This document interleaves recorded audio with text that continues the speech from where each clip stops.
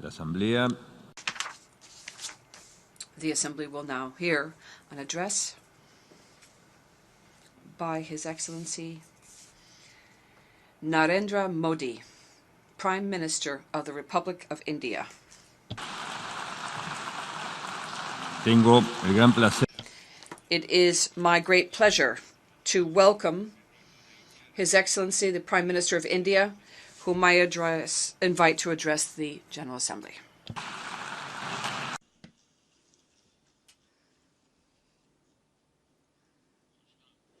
Good morning.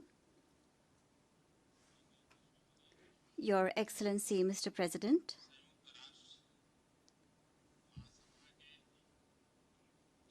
it is a great honor for me to address the 74th session of the United Nations on behalf of 1.3 billion Indians.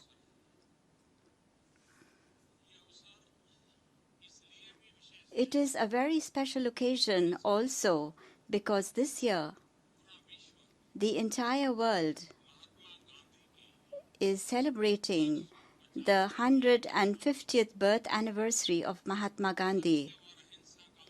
His message of truth and nonviolence is very relevant for us even today for peace, development, and progress in the world. Mr. President, this year witnessed the world's biggest election.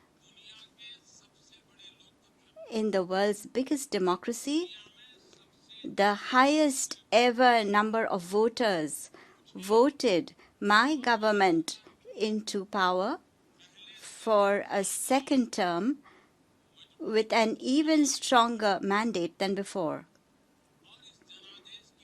And it is thanks to this mandate that I am standing here before you once again. However, the message that this mandate conveys has an even greater significance, a wider and more inspiring one.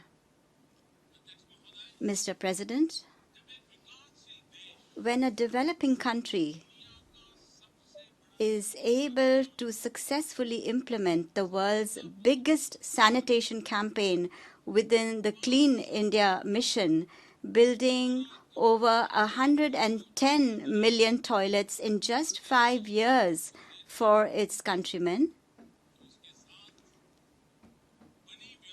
all its achievements and outcomes are an inspirational message for the entire world. When a developing country successfully runs the world's biggest health assurance scheme, giving 500 million people the facility of an annual health cover of 500,000 rupees for free treatment, the achievements and responsive systems that result from this scheme show the world a new path. When a developing country successfully runs the biggest financial inclusion scheme of the world, opening over 370 million bank accounts for the poor in just 5 years, the systems that result build confidence in the poor across the entire world. When a developing country launches for its citizens the world's biggest digital identification program, giving them a biometric identity, enabling them to avail their rights, and saving approximately $20 billion by checking corruption, the modern systems that result from it give the world a new hope. Mr. President, as I came in here, on a wall at the entrance of this building, I noticed the call to make the United Nations free of single-use plastic. I am pleased to inform this august assembly that even as I am addressing you today, a very large campaign is being started across the entire country to make India free of single-use plastic. In the next 5 years,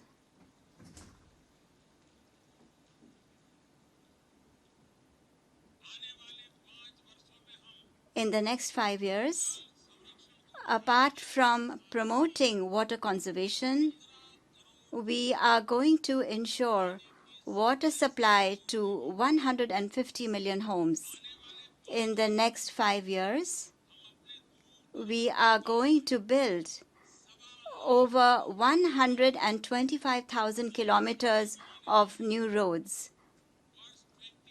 By the year 2022, when India celebrates its 75th Independence Day, we plan to build 20 million houses for the poor. Though the world may have set itself the target of eradicating TB by 2030, in India, we are working towards eradicating it by 2025.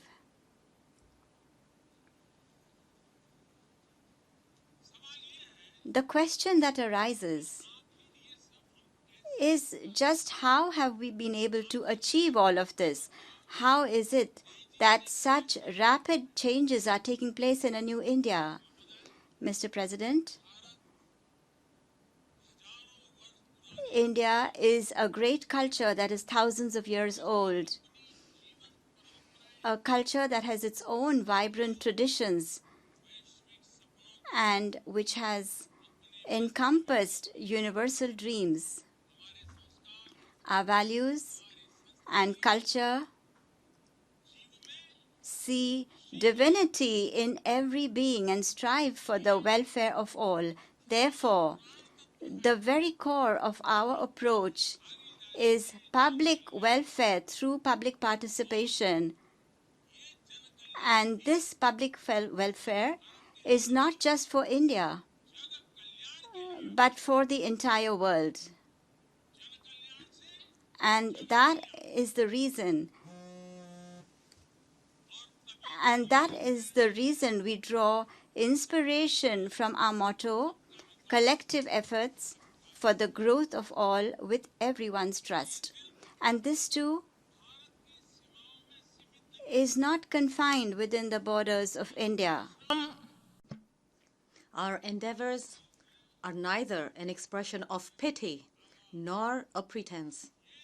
They are inspired by a sense of duty and duty alone. All our endeavors are centered on 1.3 billion Indians. But the dreams that these efforts are trying to fulfill are the same dreams that the entire world has, that every country has, and that every society has. The efforts are ours, but the fruits are for all, for the entire world. And this conviction of mine gets stronger every day when I think of those countries who, just like India, are striving for development, each in their own way. When I hear about their joys and sorrows, when I get to know about their dreams, my resolve to develop my country at a faster pace gets even stronger, so that India's experience can be beneficial to these countries also. Mr. President, about 3,000 years ago, 3,000 years ago, a great poet of India whose name was Kaniyan Pungundranar.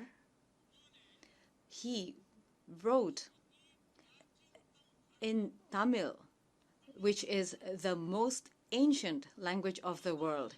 He said, Yadamure Yavarum Kerir, which means we belong to all places and we belong to everyone. And this is something that was said 3,000 years ago. This sense of belonging beyond borders is unique to India. In the last 5 years, India has worked towards strengthening its centuries-old great tradition of fraternity among nations and working for the welfare of the world, which is indeed in line with the key objectives of the United Nations. The issues that India raises, the kind of new global platforms that India has come forward to build, seek collective efforts to address serious global challenges and issues.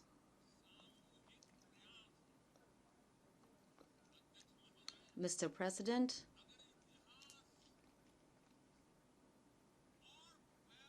if you look at it from a historic and per capita emission perspective, India's contribution to global warming is very low.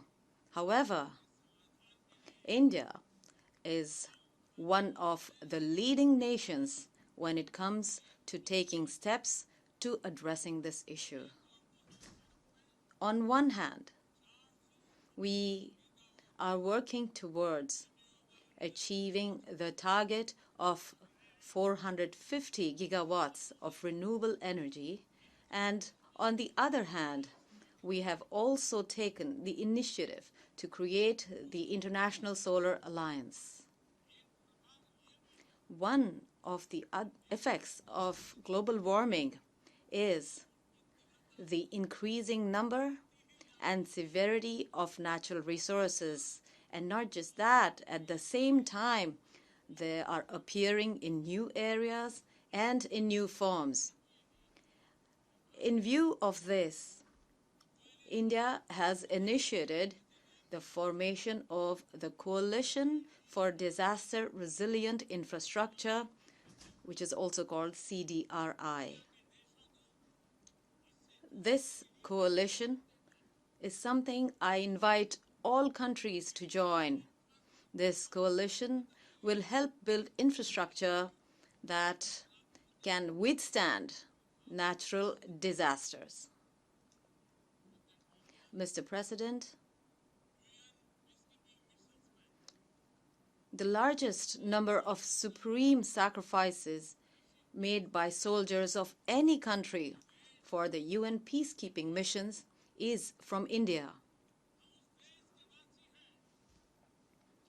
We belong to a country that has given the world not war, but Buddha's message of peace.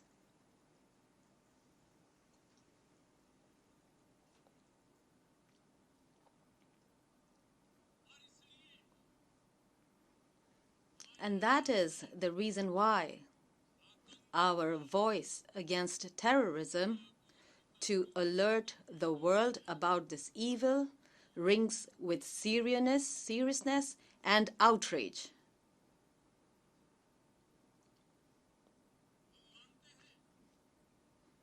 We believe that this is one of the biggest challenges, not for any single country, but for the entire world and humanity.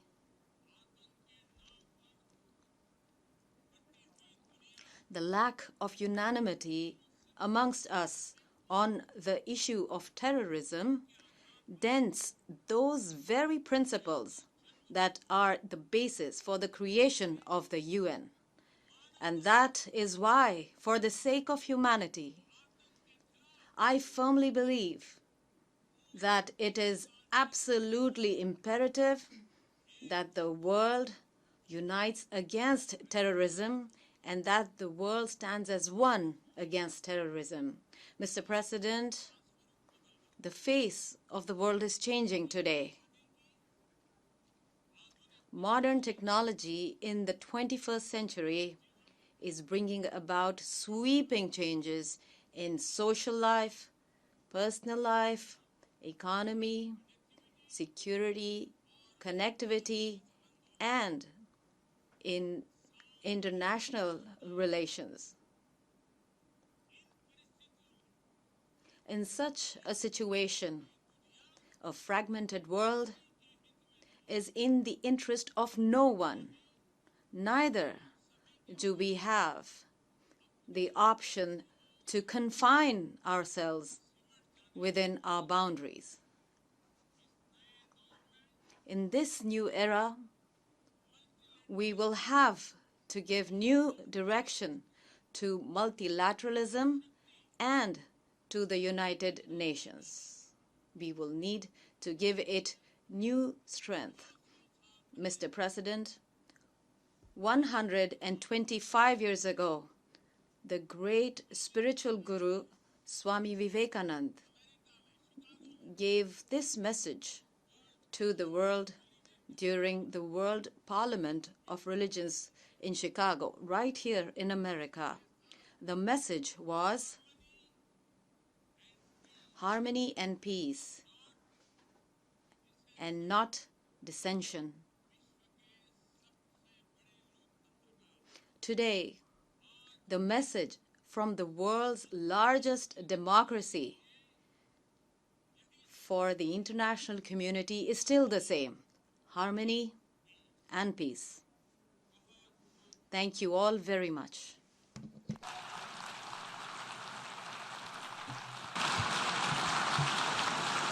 En nombre de la On behalf of the General Assembly, I would like to thank His Excellency the Prime Minister of India for his address. I would ask protocol to please escort him.